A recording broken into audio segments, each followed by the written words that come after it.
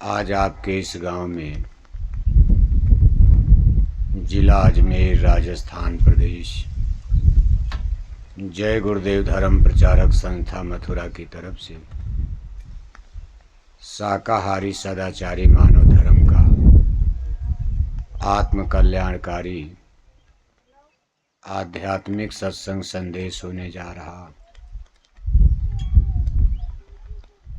हमारा आपका ये मानव जीवन कितना महत्वपूर्ण है, कितना उत्तम और महान है,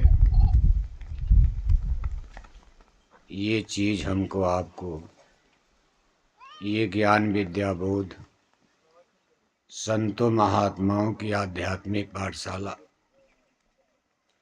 सत्संग में ही हमको आपको प्राप्त होता। मानव जन्म पाकर हम आप संसार की भौतिक विद्या को जितना भी बौद्धिक ज्ञान है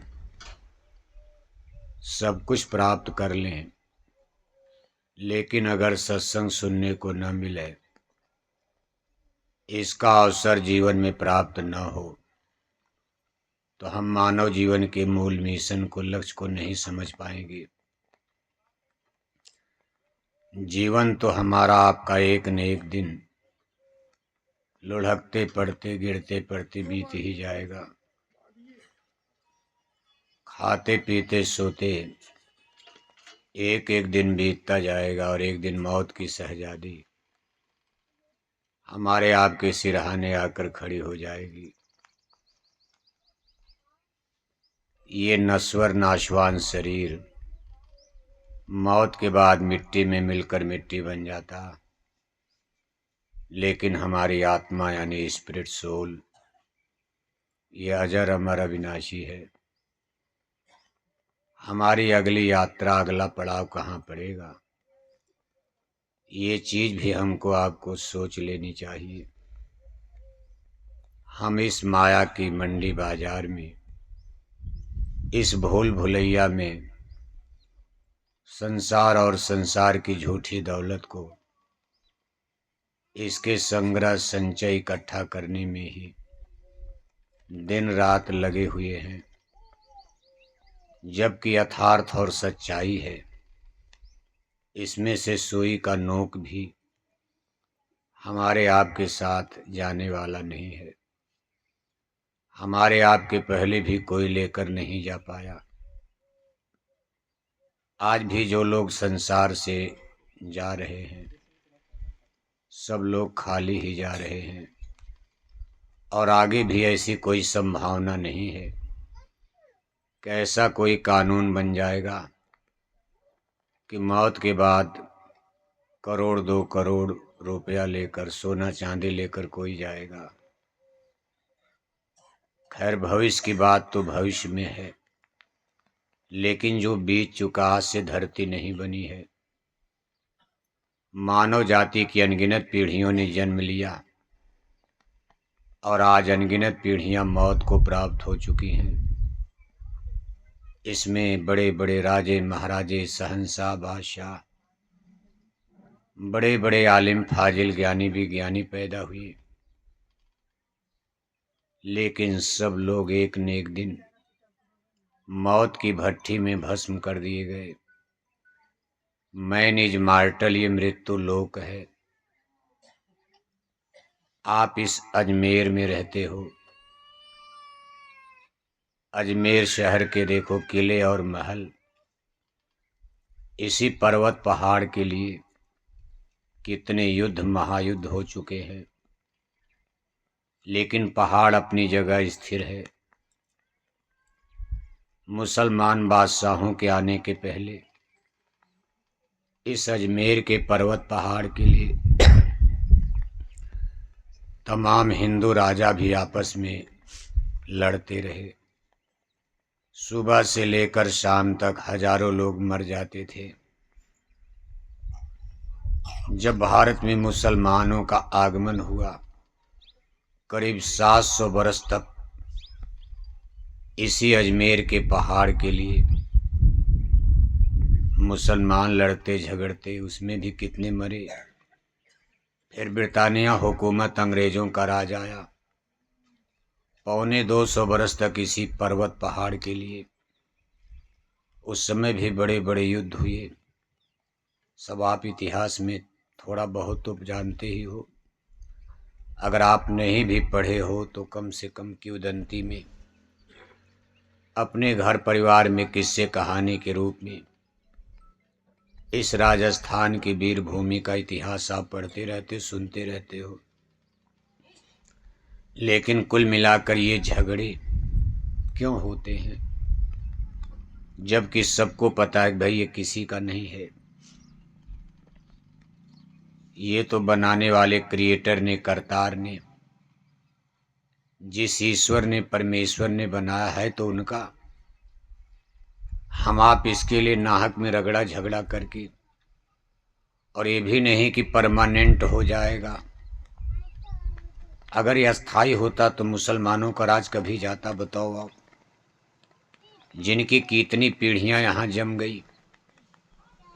मुसलमान हुक्मरानों ने कितने जुर्म किए, अत्याचार किए, लेकिन आज देखो उनका नामो निशान मिटता जा रहा।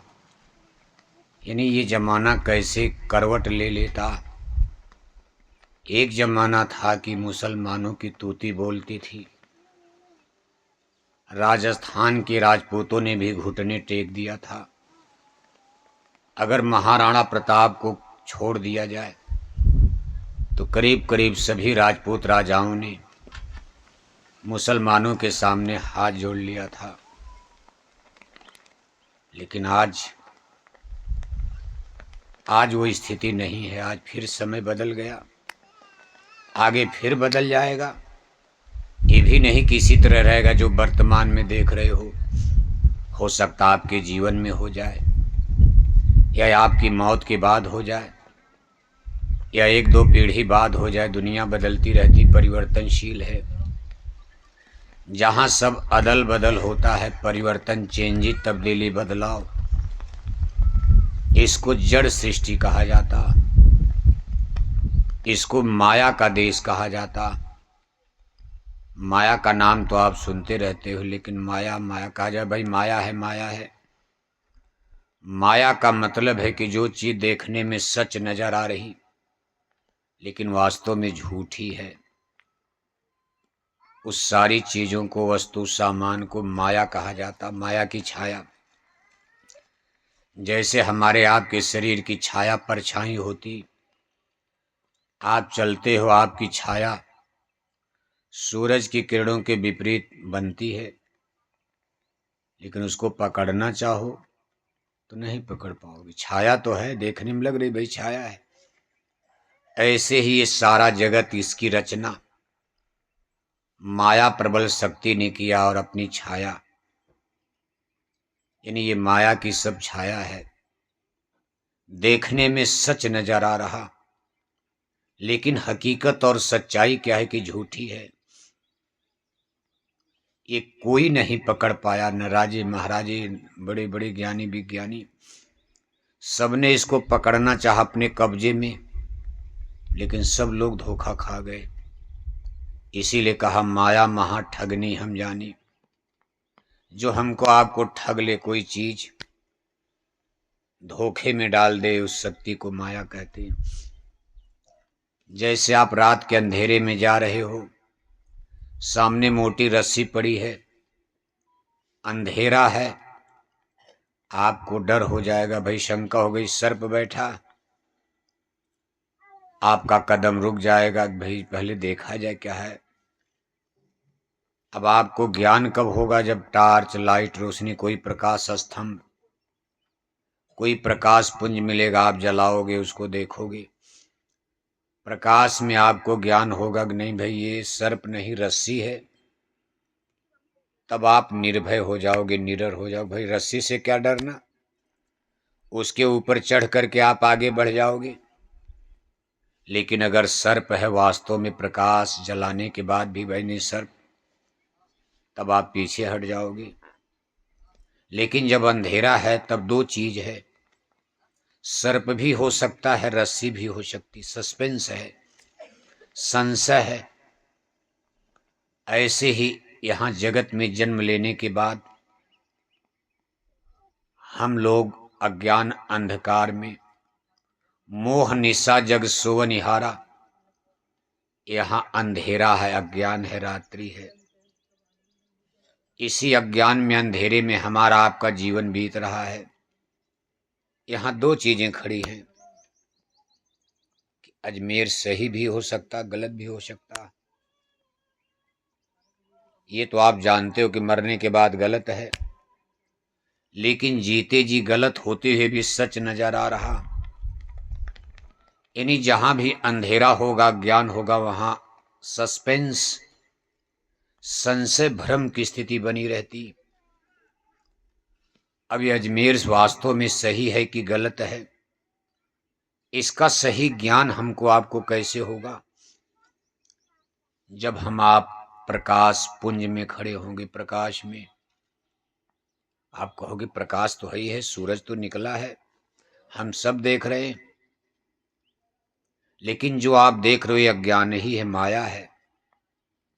असली चेतन शक्ति सत्ता तो इसके परे है, सूरज मंडल, तारा मंडल सबके परे। क्योंकि जिस आंख से आप ये देख रहे हो उजाले में, एक आंख आपकी स्वयं ही परमानेंट सत्य नहीं है।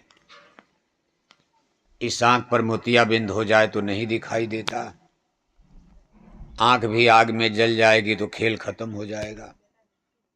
तो जो हमारे आपके पास स्रोत है संसार को देखने समझने के लिए, आंख है, कान है, ज्ञानेंद्रियां हैं, 5 औजार हमको ईश्वर की तरफ से मिला संसार को समझने के लिए।